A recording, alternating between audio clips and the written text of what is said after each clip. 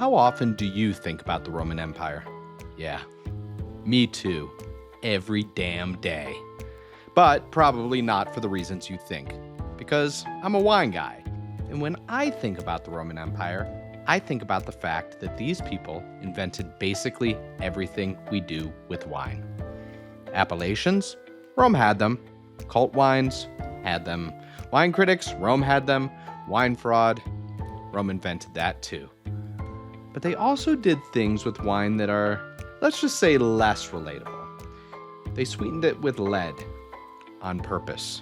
They aged bottles for 200 years and then served them at dinner parties to flex. They watered their wine and considered anyone who drank it straight to be a barbarian. And they had a wine so famous that a man bragged about drinking it on his tombstone.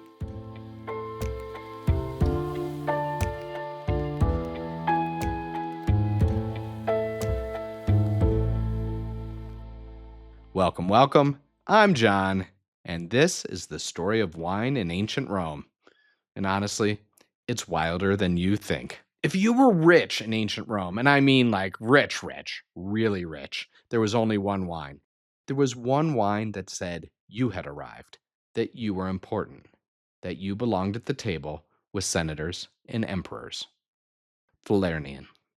Falernian was grown on the slopes of Mount Massico in Campania. That's now near modern-day Naples. And it was, for 5 centuries, the most famous and expensive wine in the known world. Think of it as like the Petrus of ancient Rome, except that it lasted longer as a status symbol than Petrus has existed as a wine. The origin story is perfect. Legend says that an old farmer named Falernius was visited by Bacchus, the god of wine, disguised as a traveler. Falernius had almost nothing, but he shared his meal. And when he woke up the next morning, his entire hillside was covered in grapevines. A god rewarded his hospitality with wine. And if that's not a founding myth for the wine industry, I don't know what is. Now the wine itself was white.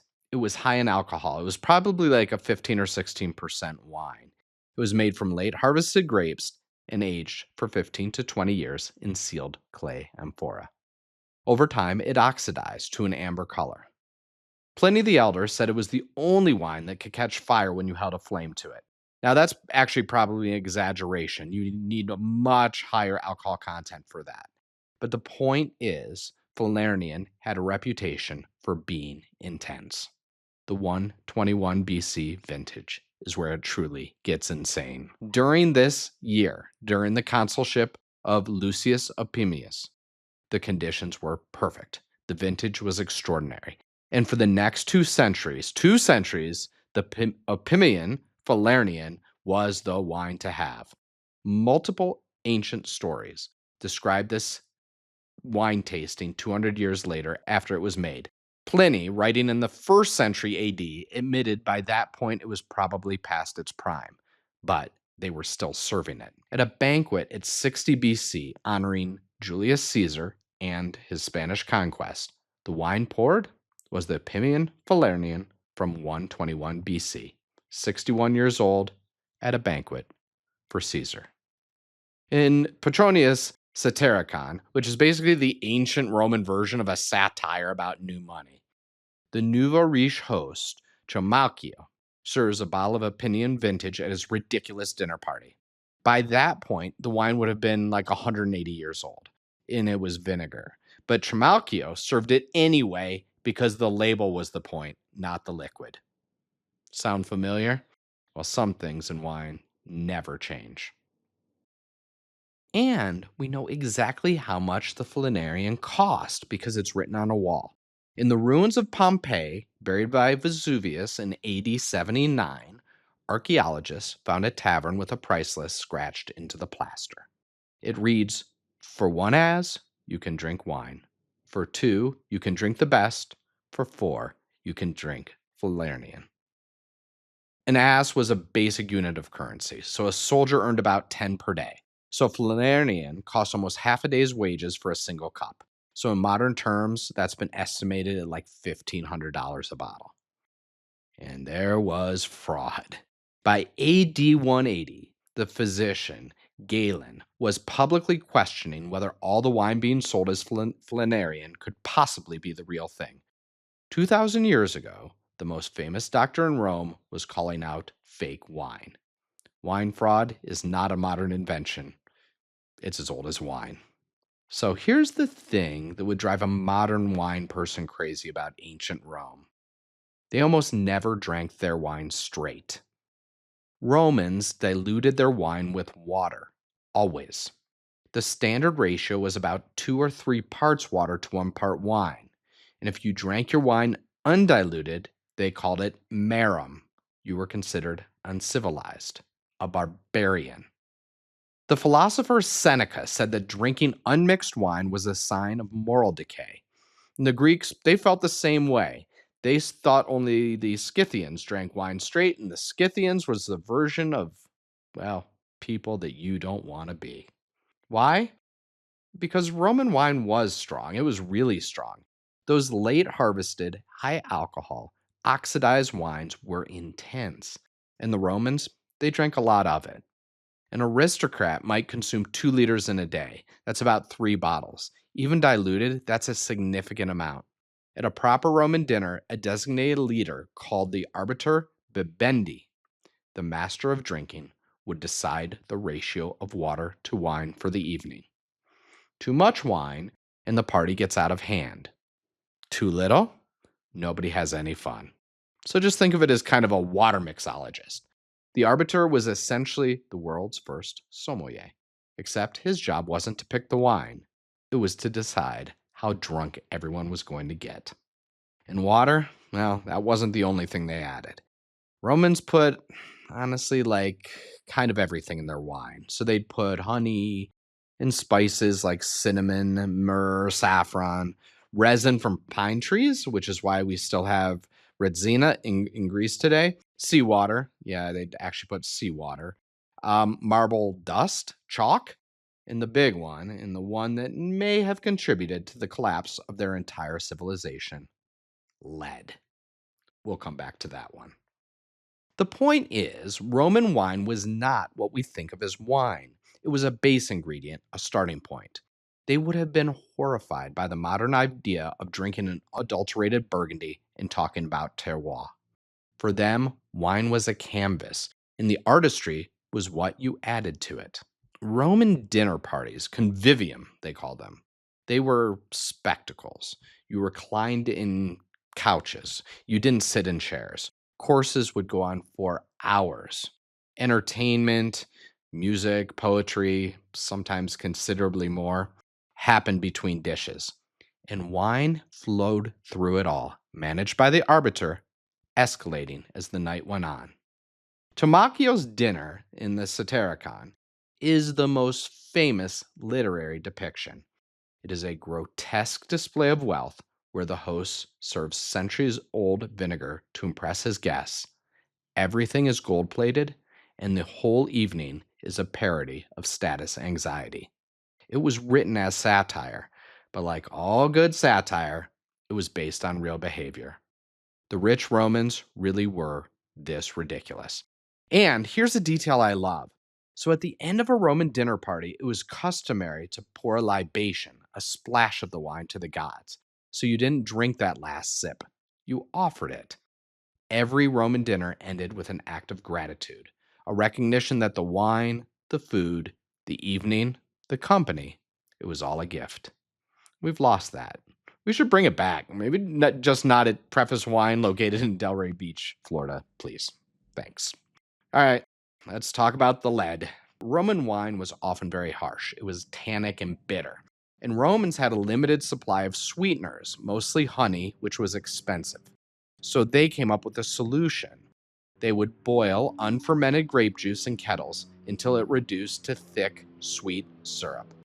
If you reduced it by half, it was called diffrumtum. If you boiled it down to a third of its volume, it was called sapa.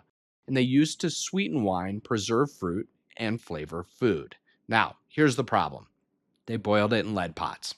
When grape juice is boiled in a lead vessel, the acid reacts with the lead to create lead acetate. It's also known as sugar of lead. It tastes sweet, actually genuinely sweet. And the Romans discovered that sapa made in lead pots tasted even sweeter than sapa made in other vessels.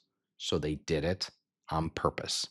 They deliberately used lead cookware because it produced a better sweetener. A modern reconstruction found that sap made using Roman methods contained lead levels 200 times higher than what is considered acceptable today. So, one teaspoon, a single teaspoon, contained enough lead to cause chronic poisoning. And the average Roman aristocrat was consuming this in their wine every single day. 2 liters a day, 3 bottles laced with lead. The symptoms of lead poisoning read like a catalog of Roman imperial behavior: dementia, paranoia, infertility, gout, organ failure. Multiple emperors exhibited these exact symptoms: Claudius, Caligula, Nero. Their erratic behavior that we attribute to madness or cruelty may have been, at least in part, lead poisoning from their wine. Some historians have argued that lead sweetened wine contributed to the fall of the Roman Empire. The aristocracy, the ruling class, was slowly poisoning itself at the dinner table, 1 cup at a time, for centuries. Infertility reduced the population. Cognitive decline impaired leadership, and the greatest civilization in the ancient world may have been undone, in part, by its wine habit. The insane part? They knew. Well, at least some of them knew. So Vitruvius, the architect, warned about lead pipes. Pliny noted the fumes from lead were dangerous, but the sapa, it just tasted way too good. The wine was too sweet and they couldn't stop. And if that's not a parable for something, I don't know what is. But here's the thing that blows me away about Roman wine. For all the absurdity, the lead in the seawater, the 200-year-old vinegar, the Romans did something that shaped the entire future of wine. They planted it everywhere they went. As the Roman Empire expanded, soldiers and settlers planted vineyards. Bordeaux? Romans planted it. Burgundy? Romans. The Rhone Valley? Romans. The Mosel in Germany? Romans. Spain? Portugal? Britain? Wherever Rome went, vines went with them. Wine wasn't just a drink for the Romans, it was infrastructure, it was civilization. A place without wine was a place without culture. Pliny the Elder wrote what might be history's first wine ranking. So it was a list of kind of the first growths of Rome. This is centuries before the 1855 Bordeaux classification. He also wrote something that sounds like it could come from any modern winemaker: that the vineyard has more influence on the quality of wine than the particular vine. That's terroir. In the 1st century AD, Pliny was talking about terroir before the word existed. And he gave us one more thing: the most famous wine quote in any language: in vino veritas. In wine, there is truth. There's one more thing that shouldn't go unmentioned. In the outer provinces, where Rome had banned local wine production to protect its own industry, the demand for wine was so extreme that in Gaul, which is now modern-day France, you could trade a slave for a single amphora of wine. So that was 40 liters. One human being being 40 liters of wine. The Roman wine trade was built, at least in part, on slavery, and the vineyards themselves were worked by enslaved people.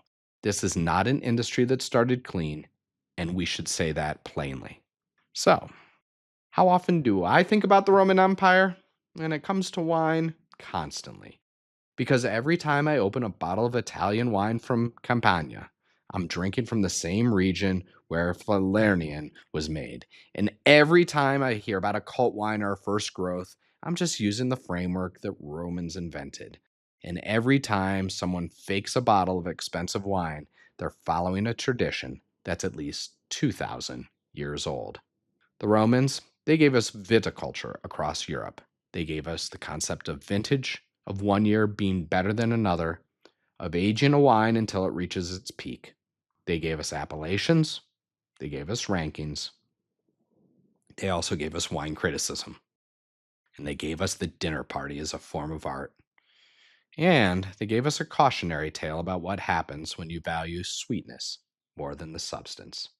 Marcus Aurelius, the Stoic emperor, once wrote in Meditations, "After all, Falernian wine is just a bunch of grapes," which is probably the most Marcus Aurelius thing anyone has ever said. And he's right. At the end of the day, wine, it's just grape juice.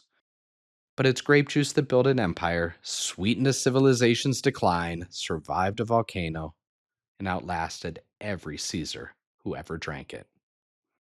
And you can still taste it.